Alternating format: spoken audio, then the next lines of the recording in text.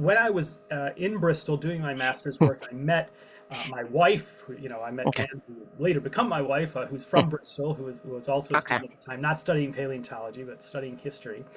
And so, one thing led to another there, Now, and yeah. we Now you are got married, trapped. and yeah.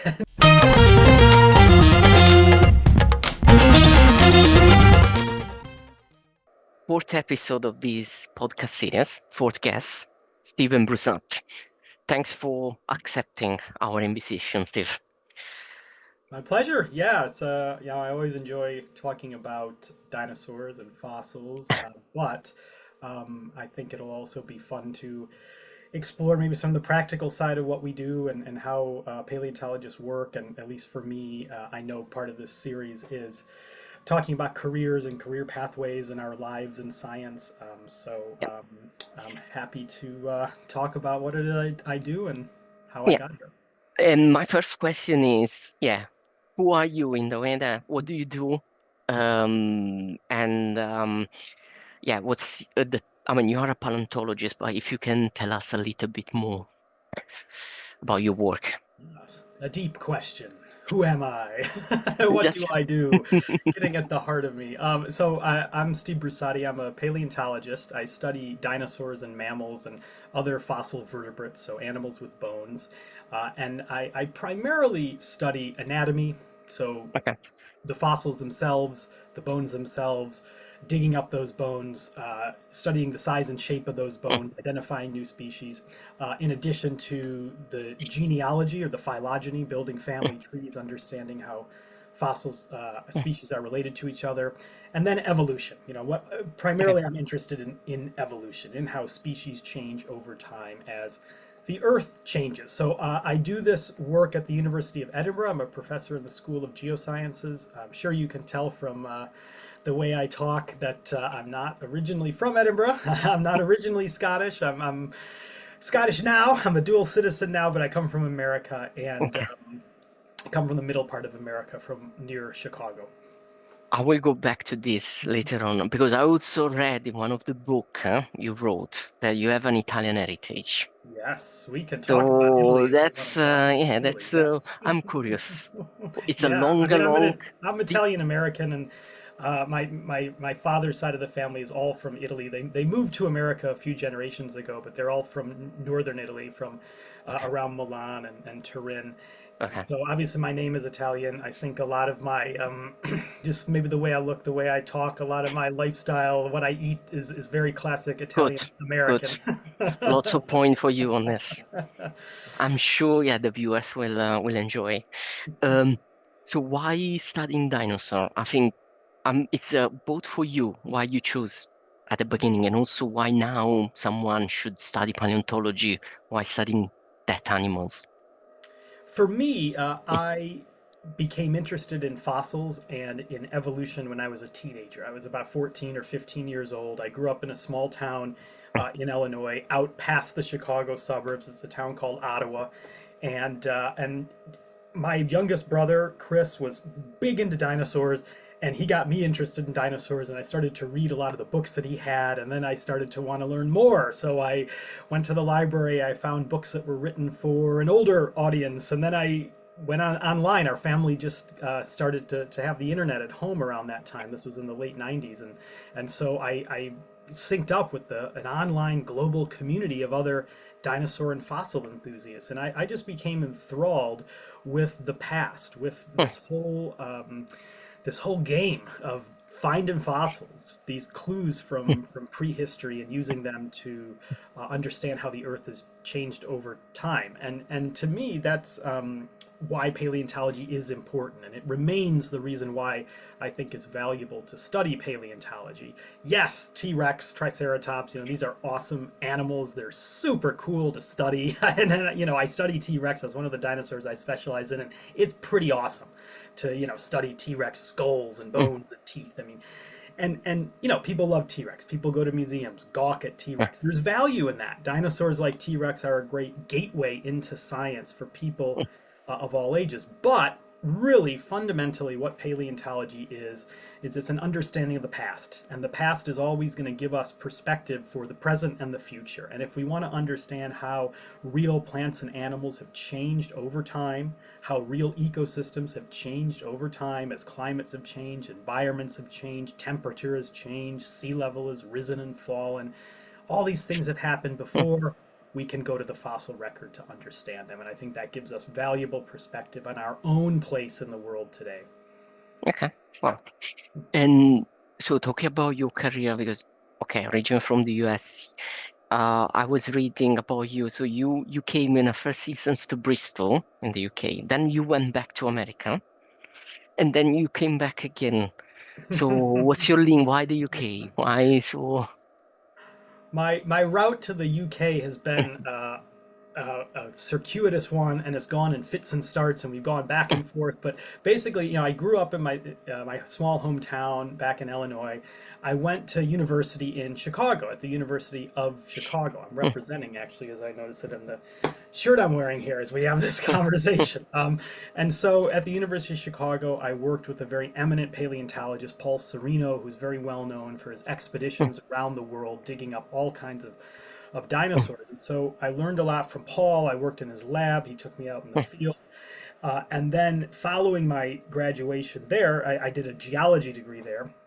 Following that graduation, I got a scholarship to study in Britain, to spend 2 years in the UK. And I had never been to Britain before. This was a completely alien world to me. I only knew it from TV shows and from the history we learned about in school, Churchill, the war, those kind of things. When you grow up in the middle part of America, you know Britain from the stereotypes.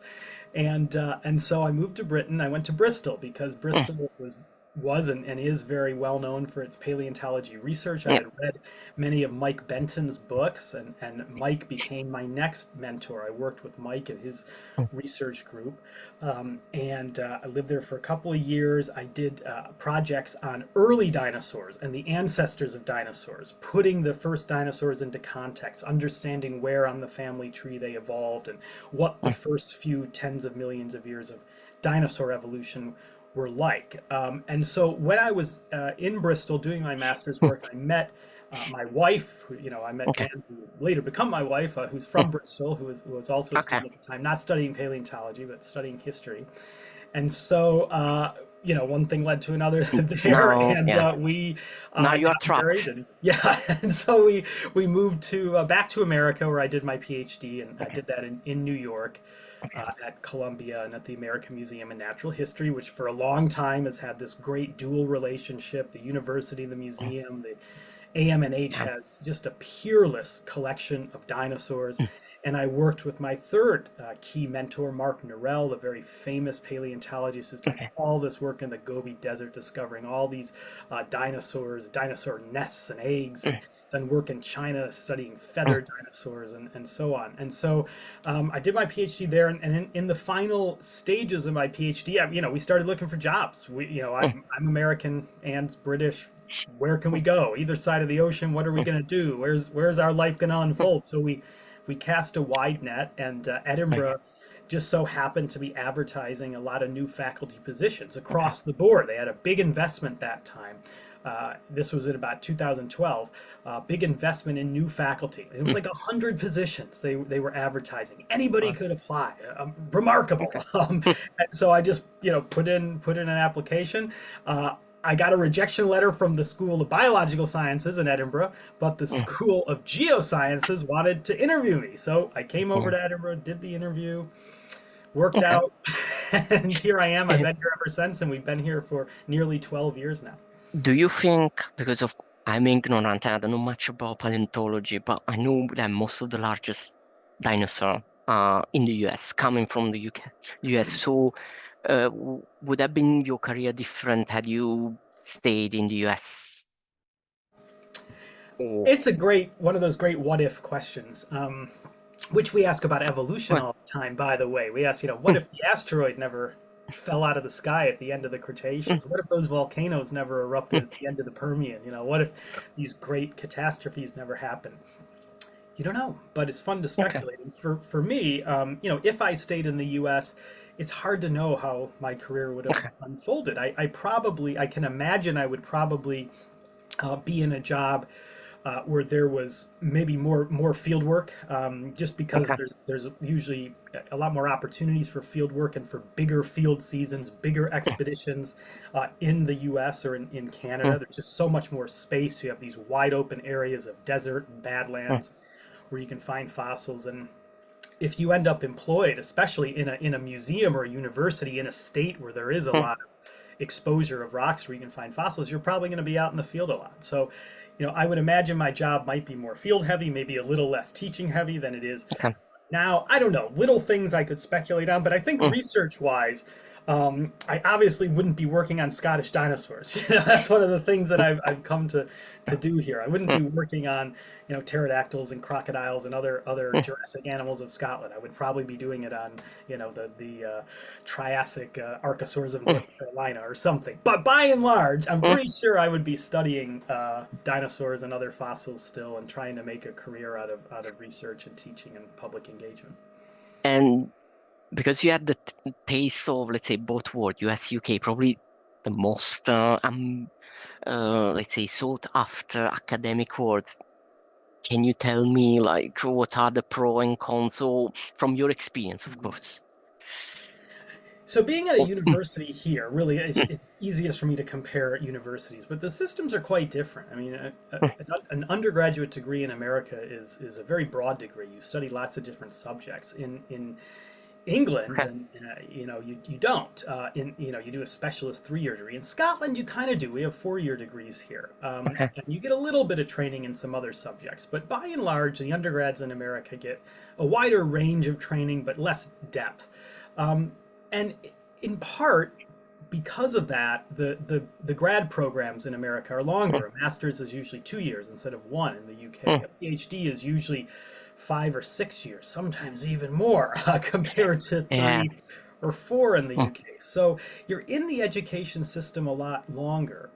There's more funding in America generally for PhDs. The country's a lot bigger, and there's a lot more job opportunities as well. Not that it's ever easy Mm. getting an academic job, but in Britain, especially right now, it's very tough. There's very few Okay. permanent positions in paleontology that have been posted Yeah. recently. Yeah. So those are some of the little Okay. differences. But we're an international community, like most Mm. science is now. So a lot of my closest colleagues are American. A lot of colleagues I have here who are British, they have great links with America. So really, it is a global community, and the Okay. differences come down to things like the educational systems and the amount of funding. Yeah. And then I want to move to, let's say, you are okay, an academic, of course, and then you are also, Oh, let's hey, say, I thank did you. my I didn't even have study. to prod you to So advertise the no, no, no. book. I contacted you in the first instance, just because after I read your books. So you wrote. I think these are not the two only books, probably the most famous. But how you initially started it? You say all of a sudden say, no, I want to write a book, and yeah, how it started, why?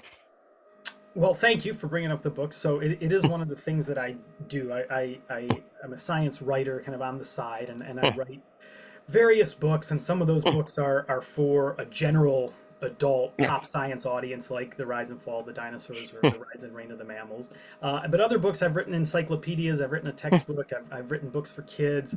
I fact checked my wife's book. She wrote a children's storybook on Scottish okay, dinosaurs. So I just love it. I've always liked writing, mm, mm, and I have no artistic ability in terms of drawing mm, or painting mm, or sculpting or dancing or acting or anything like that. I mm, think the only thing creatively I ever mm, had any sort of aptitude for was writing, and I've always loved to read and write. And then, studying science, I just found it irresistible to want to talk about and write about the things I was studying.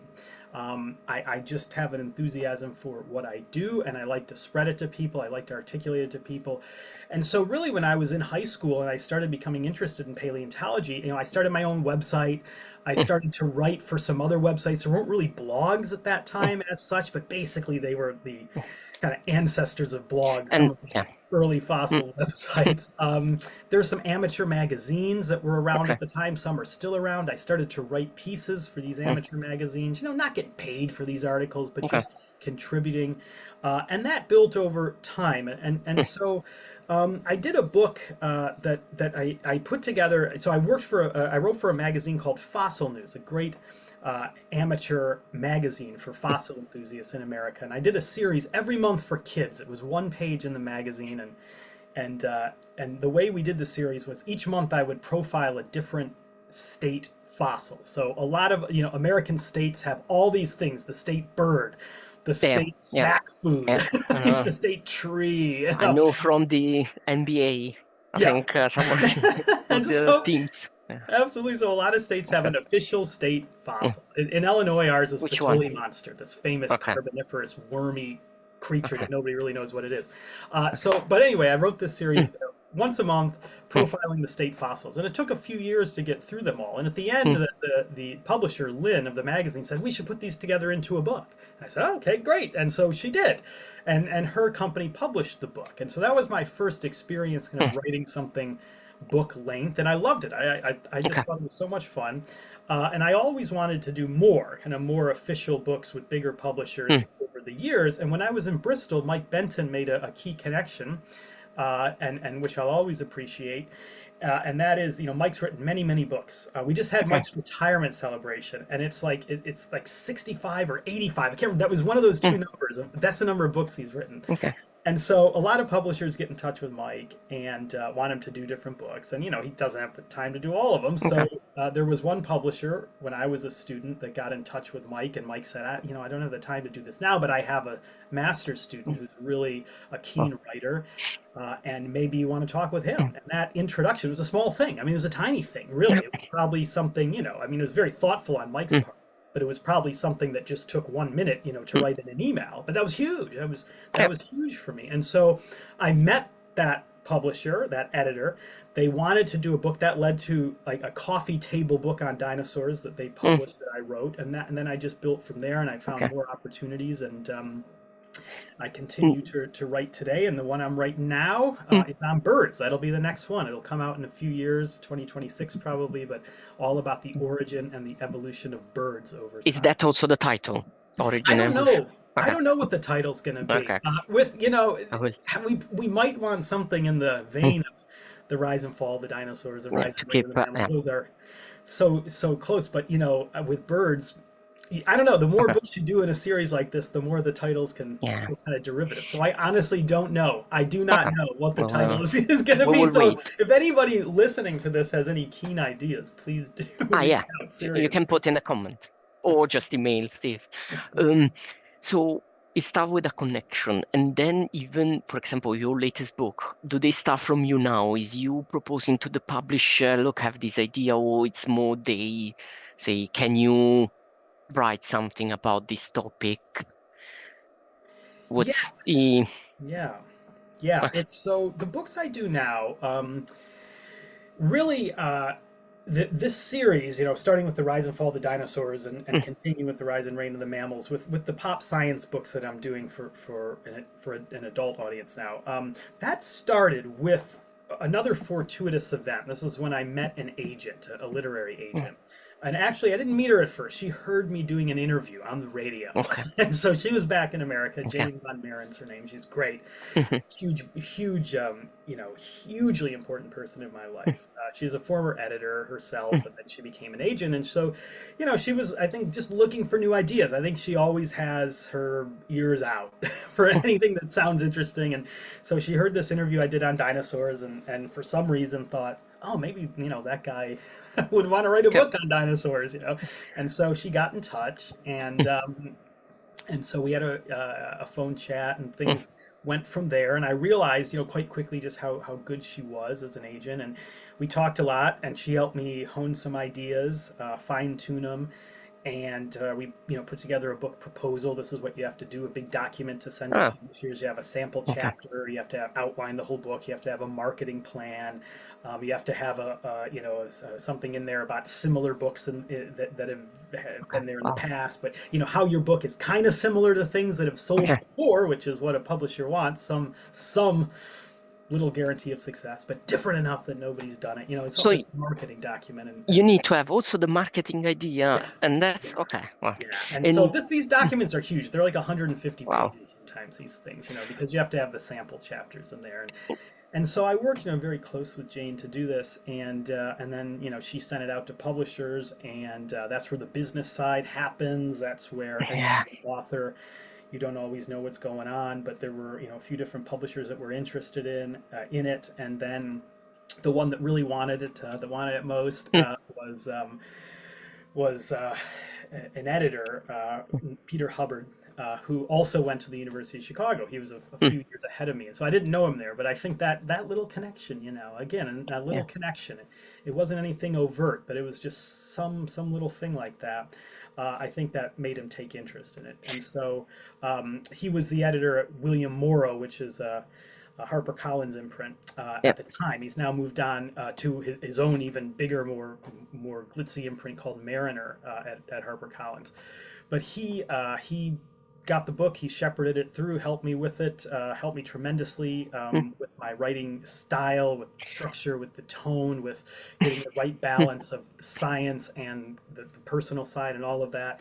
And we produced that book. And when that book ended up, I guess, doing well enough in terms of sales that Peter basically said, "You want to do another one?" I said, "Yeah, I'd love to do it on mammals. Let's do it on mammals." And now birds. And so, that's how it's working. But the world of publishing, of course, is fickle. So, as a writer, or really in any creative field, you just you're at the whims of the market. And if you have ideas, I would say just try to follow them through. If there's something Yeah. you want to write, something you want to draw or paint or whatever it is, just find a way to do it. Just do it, and see where the chips fall. And just curiosity, these are, I mean, some of the books you wrote, they are 300 pages in length. How long did it take? And there was a lot of revision back and forth from the publisher. Oh.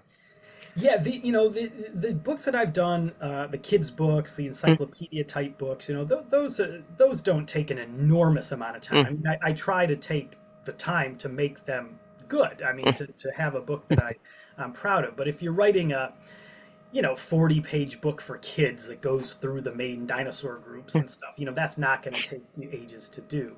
But for these books, the pop science books for mm, adults, I mean, these are pieces of narrative nonfiction, and they have to be factually mm, accurate. They definitely do if you're a scientist writing. I mean, every nonfiction author wants to be accurate, of course. I mean, mm, obviously, but if you're writing it as a scientist, you mm. really need to take special care, because it's really your credibility that's on the line if you Yeah. really mess something Yeah. up. So that just adds extra time as far as making sure that you have a Mm, firm foundation in what you're writing about. For me, the dinosaur book, I was able to do that over the course of about a year. I would write it at yeah. different times depending on when if I was teaching a lot, Mm, let's say, I'd put it aside for a while. okay.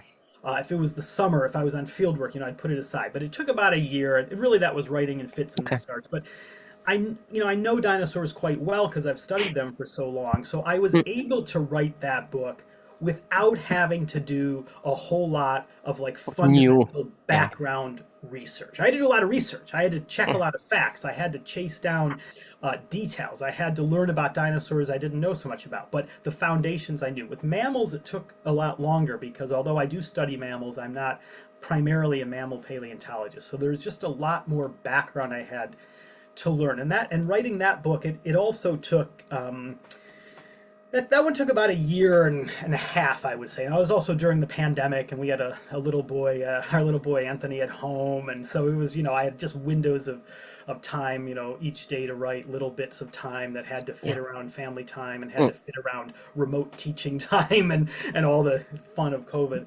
Um, and now the one I'm doing now, the mhm. bird one, that's going to take me about a year and a half to do because I can only do it Again, it's small windows. Like this time of year, our semester starts basically this week when we're talking is when I don't know when this is going to go out, but we're talking. I'll give it away. We're talking in September. Our semester is starting now, and so I teach a few classes and also lead a master's program in the autumn. I lead the master's program year round. With Rachel Wood, another paleontologist who you should have on here sometime. But I Okay. teach a couple classes in the autumn. I do the master's course.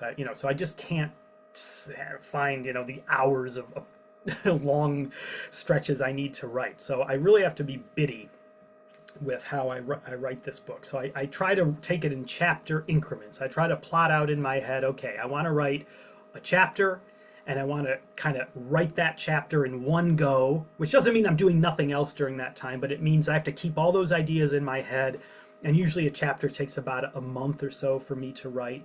That's the research, tracking everything down, checking the facts, coming up with a narrative structure that works for that standalone chapter, but also fits into the greater structure of the book.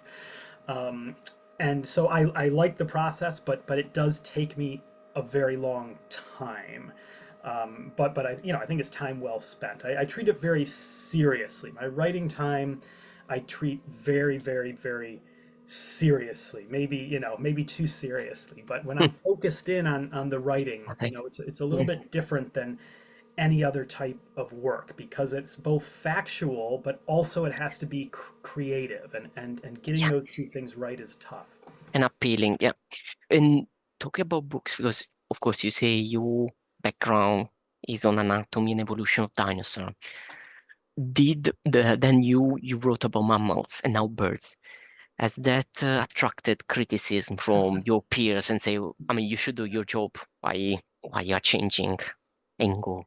Yeah, I don't I know, know. not from my I'm peers, I don't think. I okay. mean, Okay. there's readers out there that have some very nice one-star reviews if you want you want to go to Amazon or Okay. Goodreads, but no, I mean, I think so for birds, I must say I'm excited to write about birds because birds are dinosaurs. They evolved from dinosaurs. They're part of the dinosaur family tree.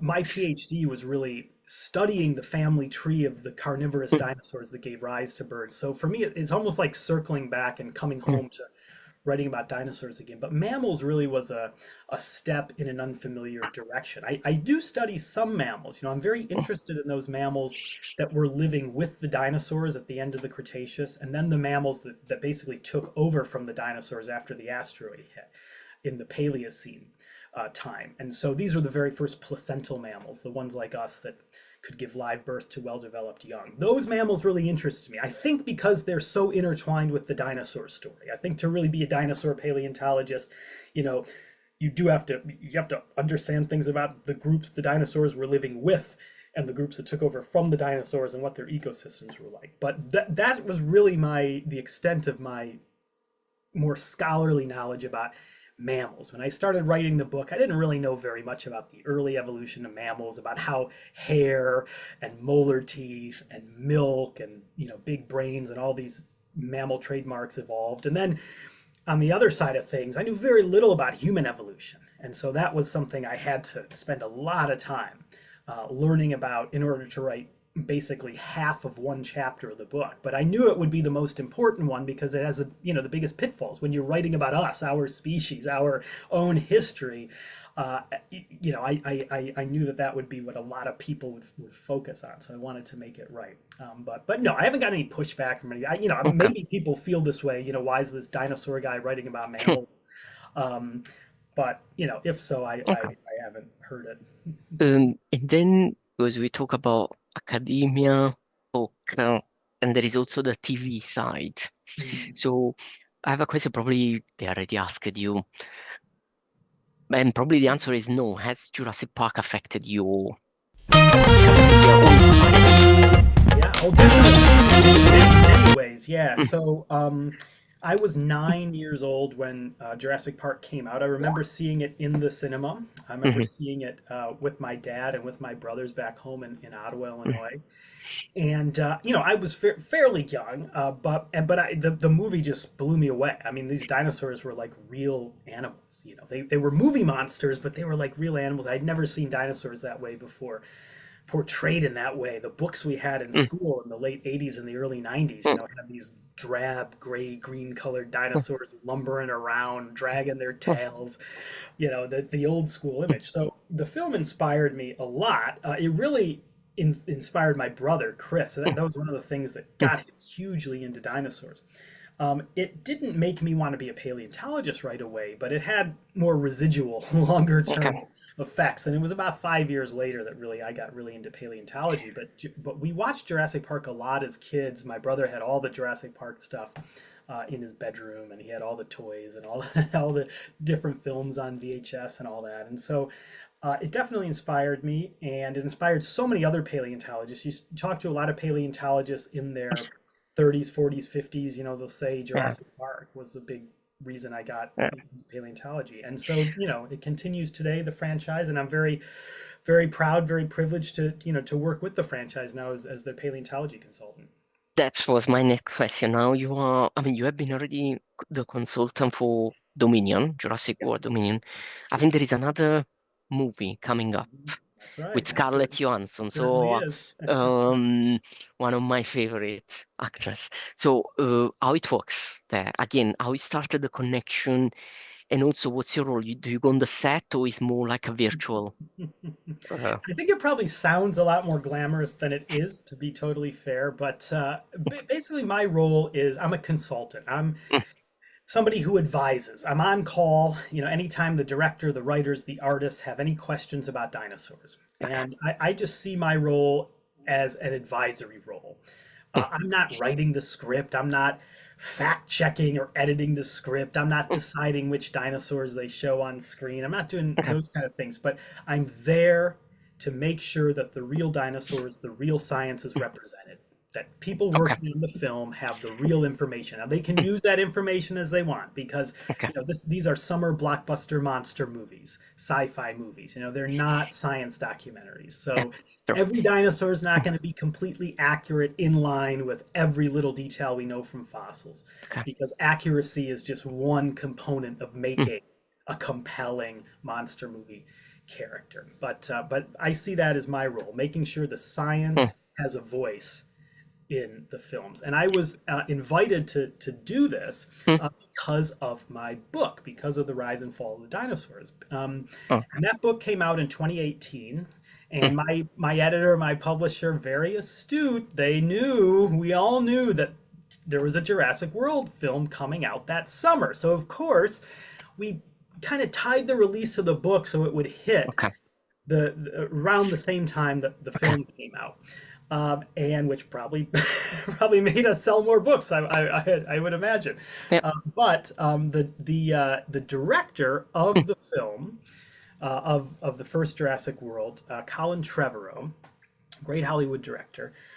He was starting to plan the next film in the summer of 2018, kind of, as Wow. soon as the Wow. last one Okay. hit theaters. And so I received Mm, an email one day from somebody purporting to be Colin Trevorrow, saying, "Hey, my name's Colin. I make mm. dinosaur movies. I read your book. Do you want to? I'd like to talk to you." That's Uh, the scam. That's the yeah, start of I a scam, I definitely think. thought it was I thought it was one of my students, just having a go at me, playing a little trick on me, doing something funny, like, Mm, don't get too big of mm, a head. You got your book out now, mm, kind of thing. mm, And so I showed it though to mm. Jane, my literary agent, and Peter, my editor, and said, is there any way we can check this is legit? And they did. They sent it to some people they knew who kind of had connections in the Mm, industry, and they came back quite quickly and said, "Yeah, that's him. I mean, he wants to talk to you." And so, okay. So we had a phone chat. He said, basically, I'm making the next film. Our previous paleontology advisor, a very mm, eminent paleontologist mm. named Jack Horner, a very distinguished researcher in the field, he was retiring. And Okay. so they were looking for somebody new. Colin was an American guy living in Britain, like me. I think he wanted somebody in the same time zone and somebody who he can kind of just have a Okay. personal connection with. And so we met up in Edinburgh. He came to the festival with his family. And so we had a little meet up there when his family was off seeing a fringe show. Oh, And we talked for a few hours. And one of the things he said right away is, I want some new dinosaurs in this film. I want some of the dinosaurs to finally have feathers on them. which is something as paleontologists we've been complaining about for a Yeah. while, because we Yeah. know a lot of those dinosaurs actually had feathers, but they weren't shown that way in the original films. Mm, And so he said those things right away, and I said, "All right, I'm on board." So he mm. brought me on board. And I worked with him and his team. I did visit the set briefly. The Okay.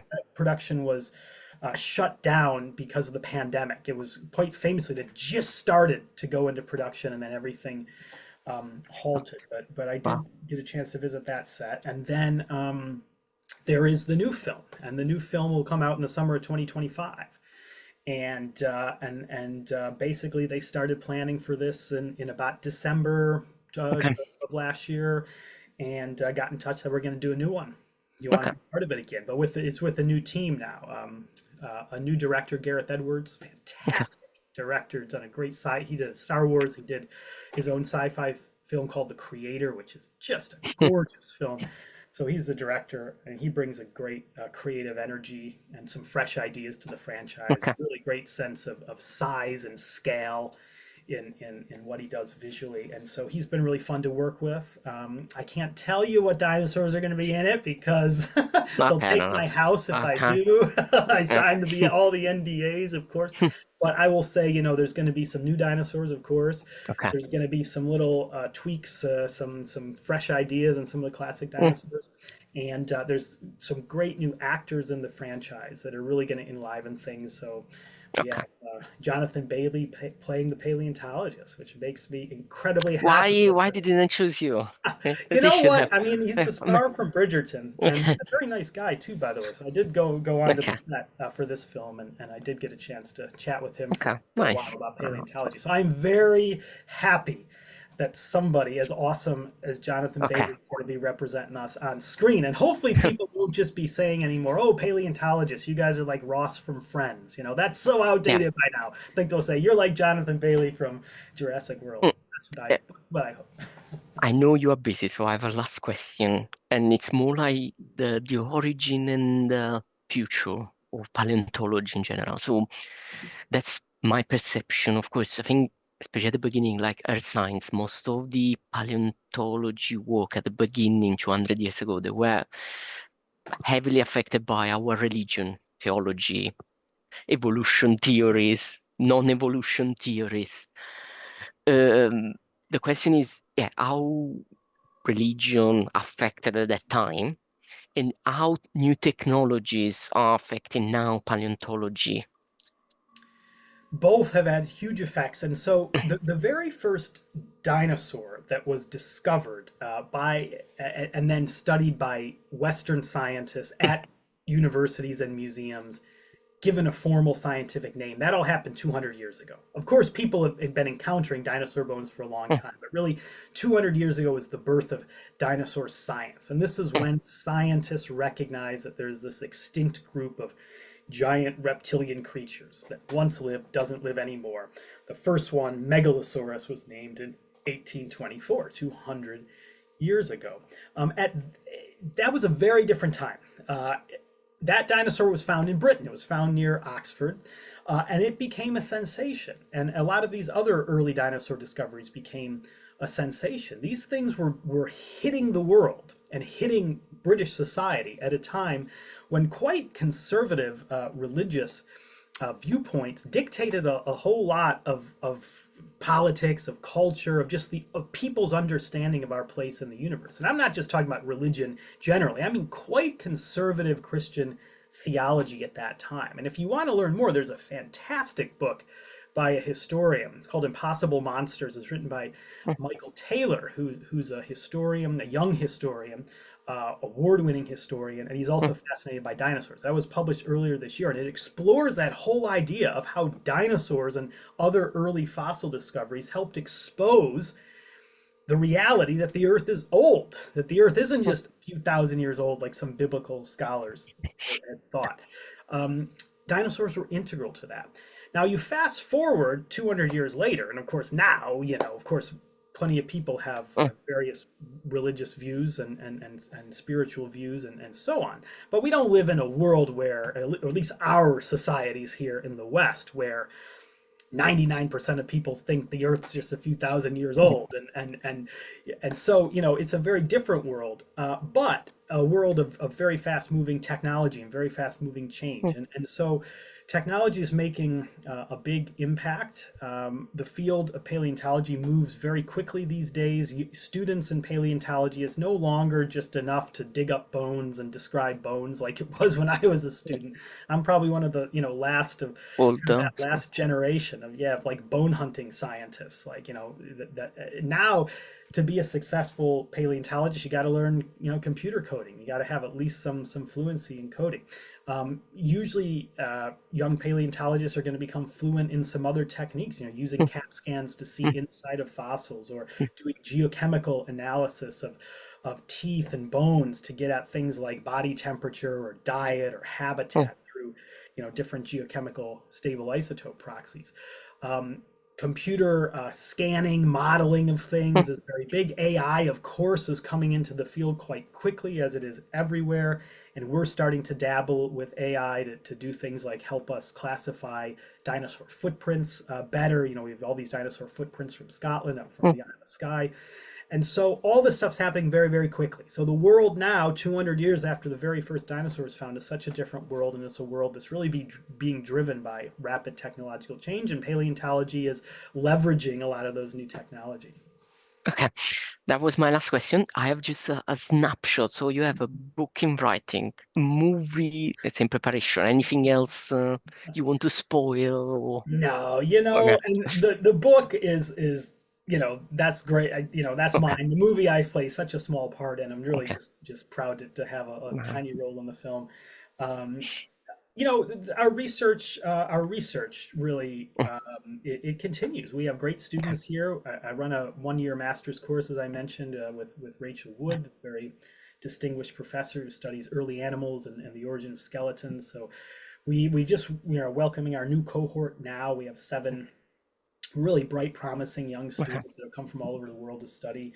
We have our PhD program. We have a paleontology lab here, and I run these things, and we have different research projects ongoing at different times. But the big project we have ongoing now is one about the evolution of cognition.